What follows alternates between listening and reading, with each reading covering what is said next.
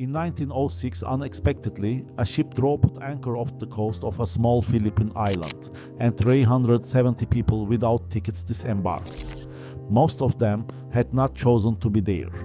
The police had come to their homes, checked their identities against a list, and put them on a ship. However, to understand how this desolate and peaceful corner of the Philippines came to be home to thousands of people against their will, we need to go further back in time, and knowing what this place actually is will help in this regard. Most people call this place Culion. More precisely, it is a municipality in Palawan province, comprising 41 small islands scattered around the Culion Islands. Today, at first glance, it looks completely ordinary. However, there is one thing that has always set this island apart from nearly every other place in the world. It's not the white sand beaches, it's not the tropical scenery, and it's certainly not its appeal as a vacation destination. What made Culion famous wasn't that it was a place people dreamed of visiting. Its purpose was something very different. For decades, this island existed to protect the rest of the world, and it fulfilled this mission with the help of thousands of people sent there.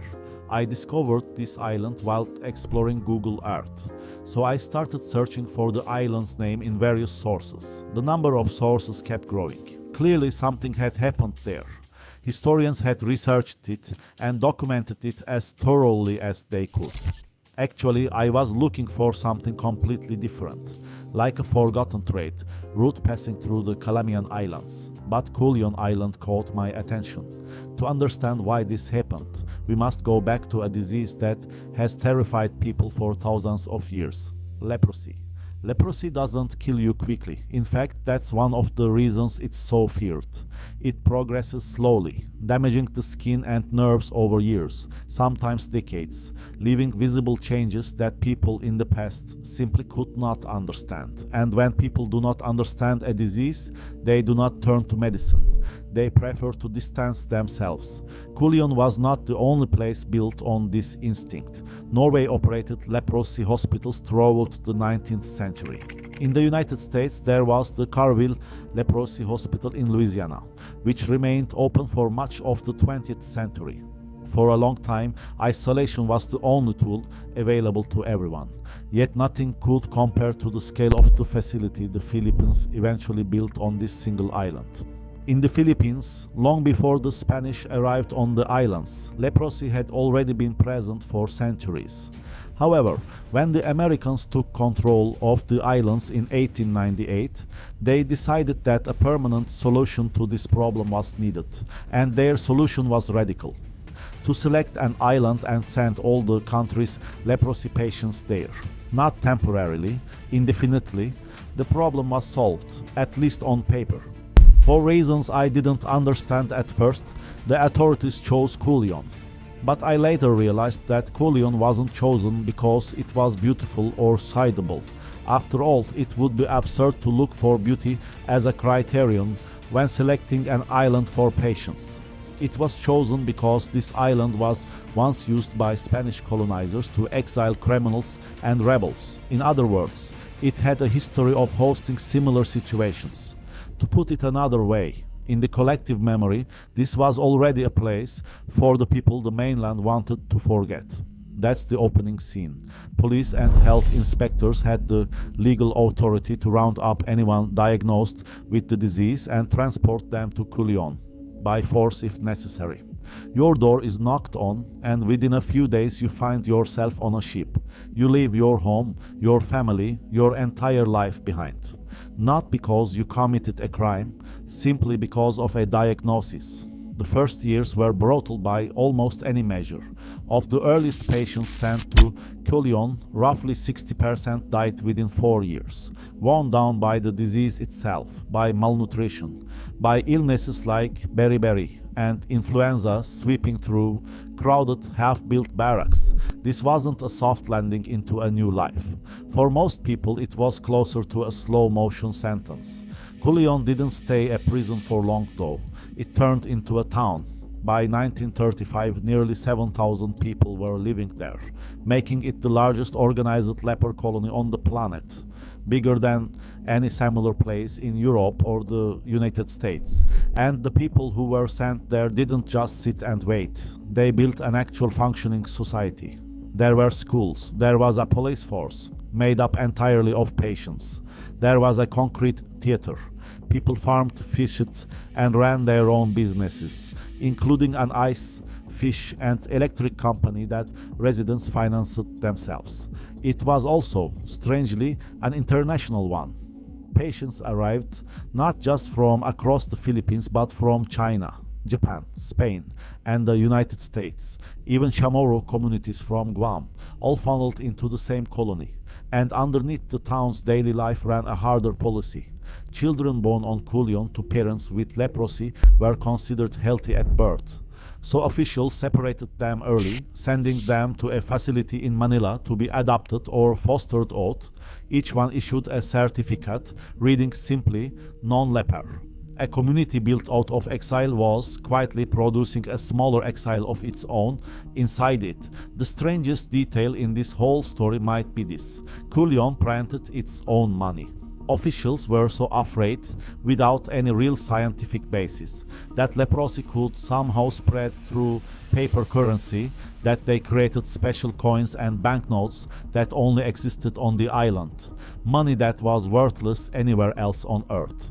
I looked up a photo of one of these coins while I was putting this research together, and it's a strange thing to actually see. A whole local economy sealed off, just like the people who used it. So people were surviving, but were they being cured? For a long time the honest answer was not really. The main treatment available was something called chalmugra oil, extracted from the seeds of a tropical tree. It had been used in parts of Asia for generations, but the results were inconsistent, and taking it was brutal. The oil was thick, bitter, and when swallowed, it often caused vomiting. One American patient described it, only half joking, as something you took internally, externally, and eternally. Few people know the next part. In the early 1900s, a chemist in Hawaii named Alice Ball, only 23 years old, figured out how to modify chalmugra oil so it could be injected effectively without the horrible side effects.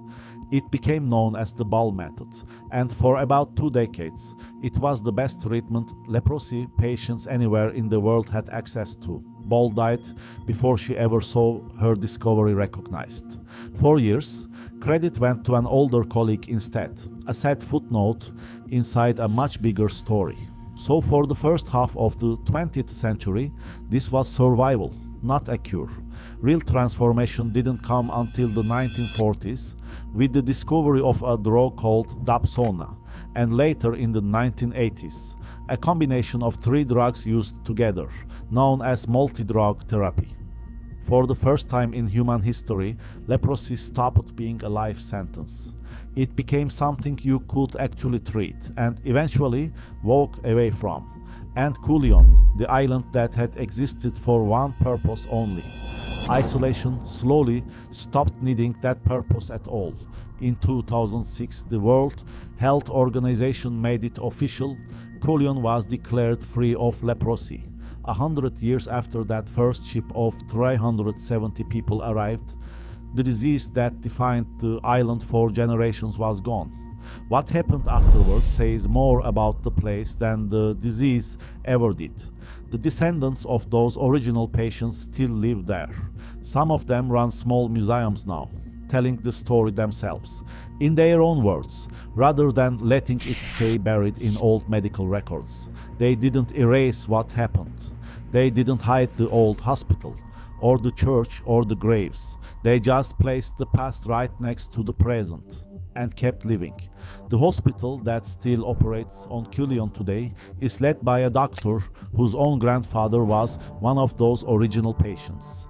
A detail the Culion Museum and Archives keeps carefully documented alongside thousands of old patient records.